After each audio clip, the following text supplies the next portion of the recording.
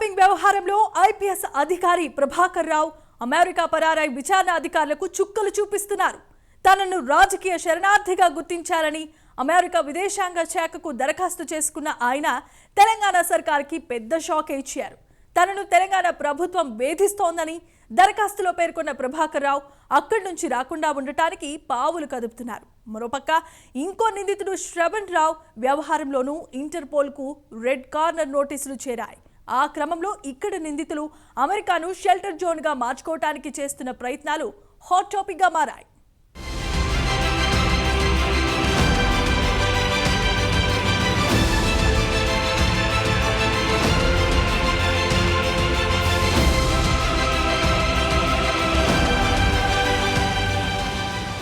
Telangana BRS ప్రభుత్వ హయాంలో జరిగినట్లు చెప్తున్న ఫోన్ ట్యాపింగ్ కేసులో కీలక పరిణామాలు చోటు చేసుకుంటున్నాయి. కేసులో ప్రధాన నిందితుడిగా ఉన్న ఎస్ఐబి మాజీ చీఫ్ ప్రభాకర్ రావు దర్యాప్తు అధికారులకు షాక్ ఇచ్చారు. ఓవైపు అధికారులు ఆయన్ను భారత్కు రప్పించేందుకు ప్రయత్నిస్తుండగా మరోవైపు ఆయన ఏకంగా తనను రాజకీయ శరణార్థిగా గుర్తించాలంటూ అమెరికా ప్రభుత్వానికి విజ్ఞప్తి చేశారు. బీఆర్ఎస్ ప్రభుత్వ హయాంలో రాజకీయ ప్రత్యర్థులు బడా వ్యాపారుల్ని లక్ష్యంగా చేసుకుని నాటి ప్రభుత్వ పెద్దల ఆదేశాల మేరకు ప్రభాకర్ రావు బృందం ఫోన్ ట్యాపింగ్లకు పాల్పడినట్లు కేసు దర్యాప్తులో గుర్తించిన సంగతి తెలిసిందే.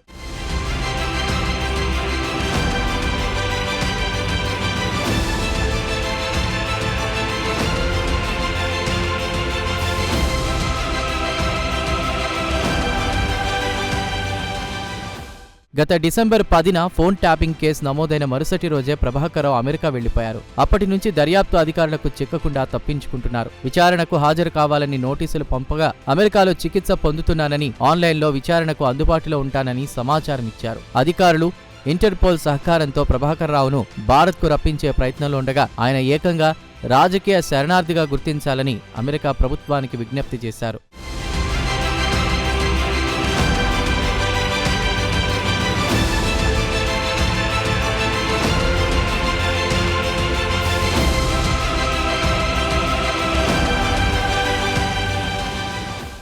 భారత్లో తనకు రక్షణ లేదని, అనారోగ్యంతో బాధపడుతున్న తనను కేసుల పేరుతో తెలంగాణ ప్రభుత్వం ఇబ్బందులకు గురిచేస్తోందని అమెరికా ప్రభుత్వానికి తెలిపారు. తెలంగాణలో కీలక హోదాలో పనిచేశానని, ఇప్పుడు కేసుల పేరుతో వేధింపులకు గురిచేస్తున్నట్లు తెలిపారు. ఆయన విజ్ఞప్తిపై అమెరికా నిఘా వర్గాలు విచారణ జరిపిన తరువాత తుది నిర్ణయం తీసుకోనున్నట్లు తెలిసింది. కేసు నమోదైనప్పటి నుంచి ప్రభాకర్ రావు అమెరికాలో తలదాచుకుంటున్నారు. ఎలాగైనా ఆయన్ను భారత్కు రప్పించి విచారించాలని భావించిన అధికారులు సిబిఐ, ఇంటర్పోల్ సహకారంతో రెడ్ కార్నర్ నోటీస్ ఇచ్చేందుకు ప్రయత్నాలు ప్రారంభించారు.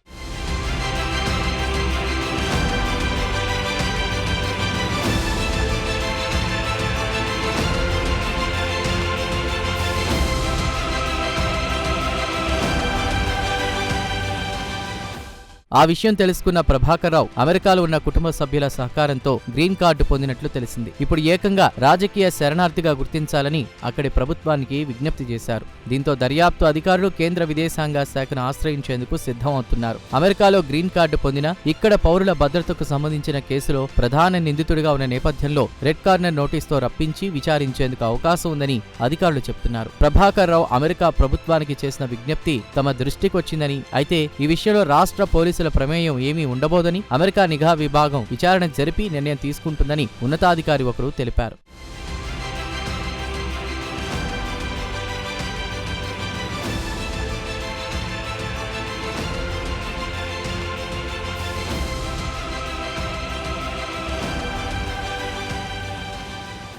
మరోవైపు ఫోన్ ట్యాపింగ్ కేసులో A6గా ఉన్న శ్రవణ్ కుమార్ ను అరెస్ట్ చేసేందుకు అధికారులు గాలింపును ముమ్మరం చేశారు. ఇప్పటికే ఈ కేసులో ముందస్తు బెయిల్ కోసం శ్రవణ్ హైకోర్టును ఆశ్రయించారు. ఆయన షికాగోలో ఉన్నట్లు గుర్తించినటువంటి అధికారులు ఇంటర్పోల్ సహకారంతో పట్టుకునేందుకు చర్యలు వేగవంతం చేశారు. మరోవైపు ఫోన్ ట్యాపింగ్ కేసు నమోదు చేసి ఏడాది కావస్తున్న నేపథ్యంలో కేసును ఓ కొలిక్కి తేవడంపై దర్యాప్తు అధికారులు దృష్టి సారించారు.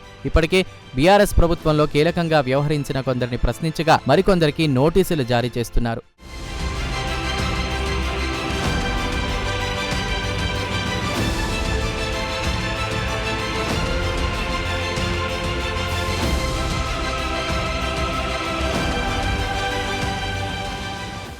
ఆ క్రమంలో అమెరికాలో రాజకీయ శరణార్థిగా స్థిరపడ్డం అంత ఈజీనా? మాజీ intelligence bureau chief Prabhakar Rao ఎందుకు భారత్ను వద్దనుకుని అమెరికాలో స్థిరపడాలనుకుంటున్నారు? తప్పు చేసి తప్పించుకోవాలని చూస్తున్నాడా? చేయని తప్పుకు బలి కావద్దని దేశం కాని దేశంలో ఉండాలనుకుంటున్నాడా? అసలు ప్రభాకర్ రావు స్కెచ్ ఏంటి? ఆయన వెనుకున్న శక్తుల ప్లాన్ ఏంటి అన్నది చర్చనీయాంశంగా మారింది. మరి తెలంగాణ అధికారులు ఆయన్ని ఎలా వెనక్కి రప్పిస్తారో వేచి చూడాలి.